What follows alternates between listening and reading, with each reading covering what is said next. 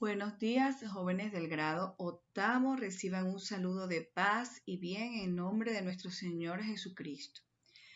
Para esta semana tendremos un tema muy interesante. Espero que sea de gran provecho para todos ustedes. Es Dios libera a su pueblo. Pero antes vamos a recordar un poco lo que vimos la semana pasada. Hablábamos de que Dios había escogido un pueblo, ¿verdad? O sea que Él iba a formar un gran pueblo. Pero para hablar de este pueblo, para ver cómo se forma, tenemos que hablar de un personaje muy importante en la historia del pueblo de Israel, que es Abraham. Abraham era un hombre bastante viejo cuando Dios le hizo el llamado, un hombre que no tenía tierra, que no tenía un hijo, pero que Dios le ha prometido un hijo y una tierra. Abraham fue fiel a Dios.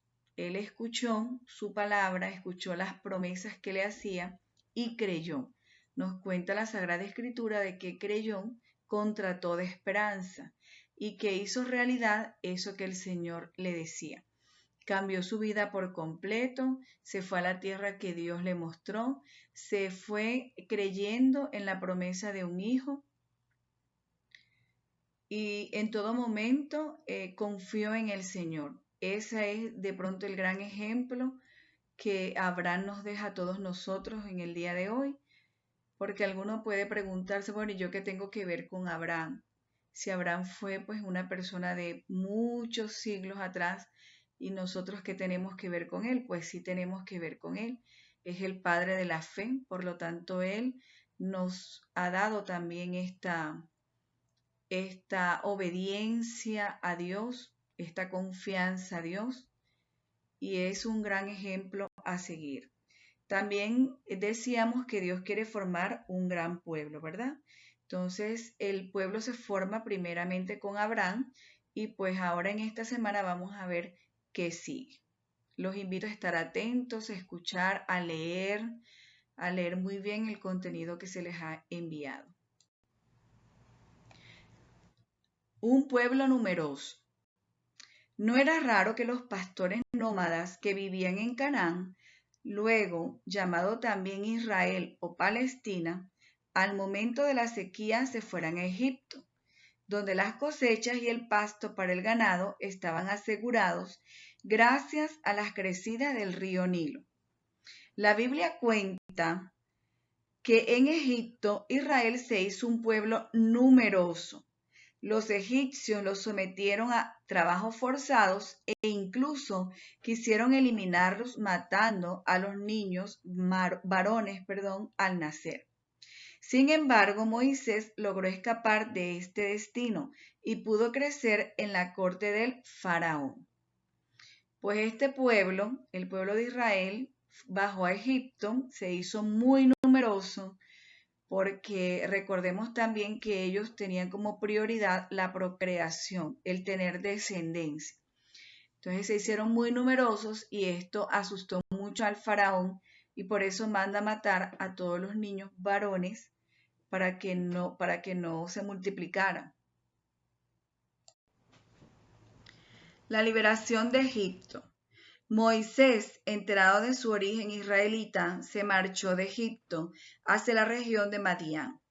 Allí recibió la llamada de Dios para que regresara a Egipto a liberar a su pueblo, pues había escuchado su clamor. Tras muchas dudas, Moisés se presentó en el palacio del faraón para pedirle que dejara marchar a Israel. En medio de grandes señales y prodigios, Dios por medio de Moisés sacó a los israelitas de Egipto. El faraón y su ejército fueron derrotados por la fuerza de Dios. A partir de entonces, la fiesta de Pascua recordará este acontecimiento liberador que será central en la vida de Israel. Aquí vemos otro personaje muy importante en la historia de Israel y es Moisés. Moisés, que también es de origen hebreo, es el elegido de Dios para que libere a su pueblo.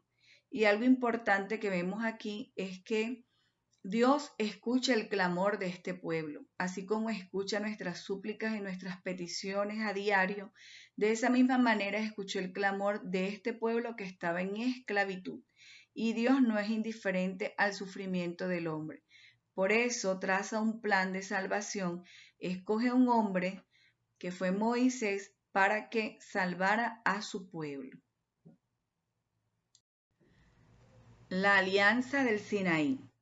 Tras su salida de Egipto, al pueblo le quedaba mucho camino hasta llegar a la tierra que Dios le había prometido. El éxodo dura 40 años.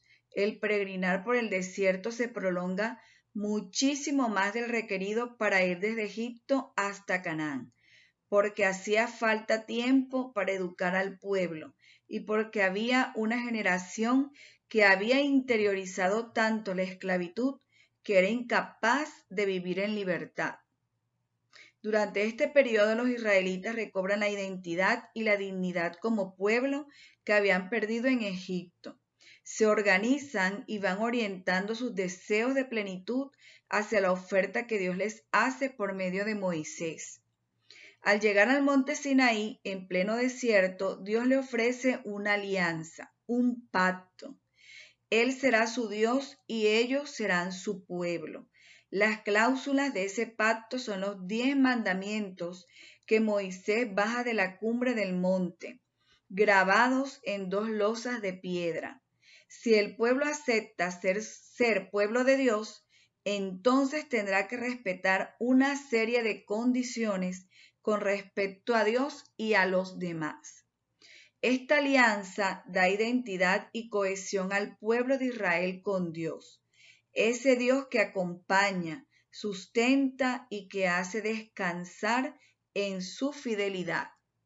Vemos entonces cómo Dios, miren, acompaña a este pueblo, es todo un proceso que se da cuando llegan al desierto. Recordemos entonces que este pueblo tiene muy arraigada la esclavitud, como lo decía, eran incapaces de ser libres. Además, el Señor los lleva al desierto también para que conozcan lo que hay dentro de su corazón, porque es en el desierto donde el pueblo muestra lo que es. Se revela ante Dios, se revela ante Moisés, se quejan por todo, inclusive desean volver a estar en Egipto, es decir, volver a la esclavitud. Por eso a Dios le tomó tener pues mucha paciencia para educar a ese pueblo, para hacerlos libres, porque fue una generación muy rebelde. Murieron muchísimos de ellos en el desierto y solamente entraron a la tierra prometida la tercera y cuarta generación de los que salieron de Egipto, porque era un pueblo obstinado y rebelde. Por eso Dios los lleva al desierto para hablarles al corazón, para enamorarlos, para seducirlos y para mostrarles quién es Dios. Por eso hace una alianza o pacto, que son los 10 mandamientos que vemos que tiene allí Moisés en una tabla de piedra y que todos nosotros conocemos. Los 10 mandamientos, el primero es amar a Dios y al prójimo como a nosotros mismos. Y de ahí pues se desprenden otros mandamientos importantes que no son una carga, sino que son mandatos de amor para ser felices. Bien, jóvenes, hemos llegado al final de este contenido. Espero que les haya gustado. Es un tema muy interesante. Los invito para que investiguen más, para que lean más, porque hay muchísimas cosas que hablar, que decir, pero que el tiempo pues no nos alcanza para describir cada una de ellas. Pero es un tema muy interesante donde vemos cómo Dios ama a su pueblo, nos ama a nosotros, nos salva. Cada día que pasa nos salva más, nos ama, nos muestra su amor como lo hizo con el pueblo de Israel. Muchas gracias.